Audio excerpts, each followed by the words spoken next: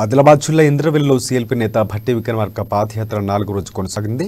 ఇక గ్రామాన ఆయనకు ఘన స్వాగతం లభించింది. మంగళ హారతులు పట్టి నుదుటిన బొట్టు పెట్టి భట్టిని గ్రామాలకు ఆహ్వానించారు. ఇక పులుమడుగు గ్రామ మహిళలు తమ సమస్యలు ఆయనకు విన్నవించారు.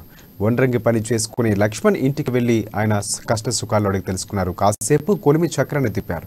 తమకు ఎలాంటి ప్రభుత్వ సంక్షేమ పథకాలు కూడా అందడం లేదంటూ ఆయనతో చెప్పారు. వచ్చేది కాంగ్రెస్ ప్రభుత్వమే, అన్ని పథకాలు అందేలా చూస్తామని సీఎల్పీ నేత వారికి హామీ ఇచ్చారు. మరికొన్ని మాసాల్లో కాంగ్రెస్ పార్టీ అధికారంలోకి వస్తుందని, ప్రజా ప్రభుత్వంలో సమస్యలన్నీ పరిష్కారం అవుతాయని ధీమాగా వ్యక్తం చేసి వాళ్ళకి చెప్పారు.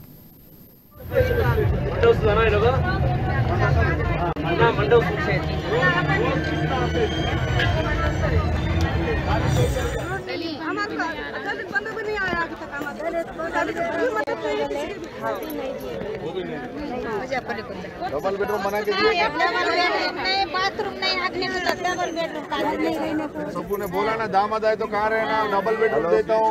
कांग्रेस वाले छोटा कर दिए, भाई बड़ा कर देता हूँ बोल के बोला ना।